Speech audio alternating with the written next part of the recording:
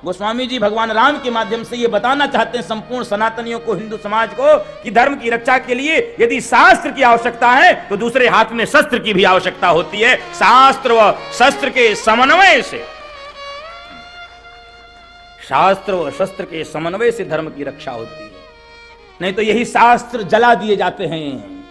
यदि शौर्य नहीं रहता, पराक्रम नहीं रहता, वीरता नहीं रहती है, बल नहीं रहता है, साहस नहीं रहता है, ओज नहीं रहता है, यही शास्त्र आपकी आंखों के सामने जला दिए जाते हैं। कश्मीर में जलाए गए, तक्षशिला व नालंदा के विश्वविद्यालय जलाए गए। विदेशी लेखक कहते हैं 6 महीने तक धुआं उठता रहा। क्या अपार समृद्ध परंपरा हम सब की थी बंधु माताओं, क्या शास्त्र परंपरा, क्या ग्रंथ परंपरा थी, जला दिए गए। क्यों? क्योंकि हमने शस्त्र छोड़ दिया। ये बहुत लोग नहीं बोलेंगे इस बात को, लेकिन मैं बोलूंगा। हमने शस्त्र छोड़ दिया। शस्त्र छोड़ने का अर्थ क्या है? हमने शौर्य समाप्त कर लिया अपना, हमने अपनी वीरता को तिलांजलि दे दी, हमने अपने साहस को हमने अपने गौरवशाली इतिहास को विस्मृत कर दिया, हमने बलिदानियों की परंपरा को विस्मृत कर दिया। परिणाम क्या हुआ? परिणाम यही हुआ,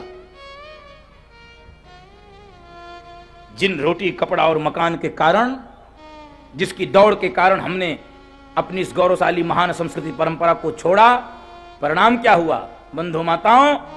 शौर्यहीन समाज का क्या परिणाम होता है? मकान जला दिए जाते हैं, रोटी छीन ली जाती है, कपड़े फाड़ दिए जाते हैं। दूर जाने की आवश्यकता नहीं, बांग्लादेश में अभी देख लो। जिनको लगता था कि कश्मीर फाइल्स नकली है, दिखाया जा रहा है, बांग्लादेश में तो रहा है। देखते क्यों नहीं हो? यदि ये देखने के बाद भी अभी आंख नहीं खुलती है तो बस अब वो हम सब के घर तक पहुंच जाएगी, इतना ही मैं कह सकता हूं। वो चिंगारी हमारे व्यक्तिगत स्तर तक पहुंच जाएगी यदि अभी नहीं चेते हम सब।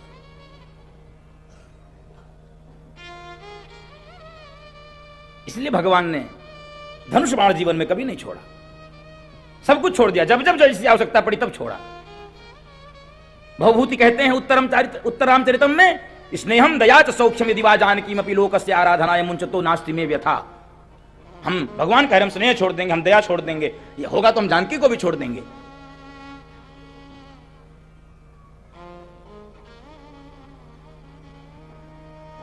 लेकिन लोक की आराधना नहीं छोड़ेंगे। तो लोक की आराधना कैसे होगी? शस्त्र से होगी।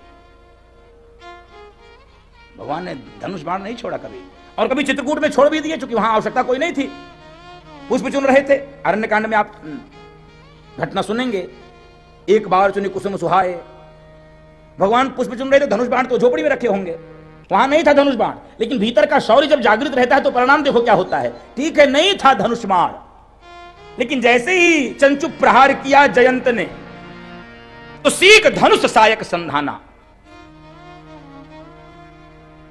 सीख का ही धनुष व बाण भगवान ने बना लिया, जयंत के पीछे छोड़ दिया। बंधु माताओं, भीतर का शौर्य जागृत नहीं रहता तो परिणाम क्या होता है? एक घटना घटी थी, उसका केवल स्मरण करा दूं, उसका नाम लेते से भी मुझे पीड़ा होती है। राजस्थान में एक घटना घटी थी, आप सबको याद होगा।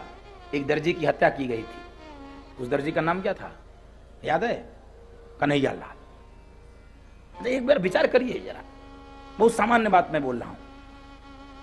दर्जी एक ऐसा व्यक्ति होता है जिसके पास औजार सदैव रहता है कि नहीं? कम से कम कैंची तो रहेगा ना दर्जी के पास। चलाया क्यों नहीं? प्रतिकार क्यों नहीं किया? विरोध क्यों नहीं किया? आत्मरक्षा क्यों नहीं किया? क्योंकि हम लोगों के भीतर का शौर्य मारा गया है।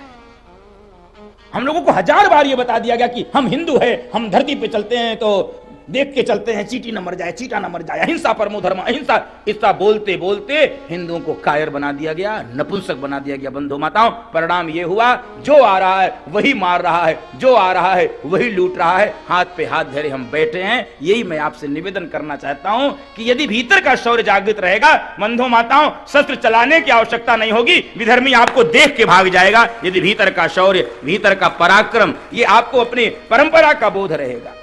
सीख धनुष सायक संधाना। दर्शन कीजिए, इन प्रसंगों को न जाने किस रूप में लोग व्याख्यायित करते हैं, मैं नहीं समझता हूं। क्यों भगवान ने सीख का धनुष बनाया, सीख का बाण बनाया? इसीलिए ये भारत की संस्कृति पर प्रहार कर रहा है, और हम यहां पर हाथ पे हाथ धरे बैठे रहे। नहीं हो सकता है। बनाया बाण, छोड़ दिया। हमारे सामने संस्कृति तार तार हो रही है, बहन बेटियां लूटी जा रही है, मंदिर तोड़े जा रहे हैं। पढ़े लिखे लोग कहते हैं अरे इससे मंदिर से क्या होता है। अयोध्या में मंदिर बन रहा था, बहुत पढ़े लिखे लोग कहते हैं मंदिर रोटी दे देगा, मंदिर रोटी दे देगा। जाके देखो कितने लोगों की रोटी चल रही है। तुम तो जाते भी कहीं नहीं हो। पढ़े लिखे लोग तो सब कुछ एसी कमरे में करना चाहते हैं, सारी बहस एसी कमरे में करते हैं। जाकर देखो अयोध्या में। बंधु माताओं, मैं अयोध्या जाता रहता हूं जब भी मौका मिलता है। आप वहां के स्थानीय लोगों से पूछो, जो महीने में 10,000 रुपए कमाते थे वो इस समय महीने में 2 लाख रुपए कमा रहे हैं भगवान के मंदिर बनने से। और किस लिए कमा रहे हैं भाई? और किस लिए कमा रहे हैं? और किस लिए कमा रहे हैं? लेकिन हमारी बुद्धि चूंकि ऐसी पतित हो चुकी, हमको हर चीज में स्वार्थ, हर चीज में। मंदिर रोटी दे देगा, मंदिर रोटी। विगत 2 वर्षों से हजारों मजदूर वहां काम करने लगातार। मैं भी 5-6 दिन पहले गया था। हजारों। उनकी रोटी किसे चल रही है?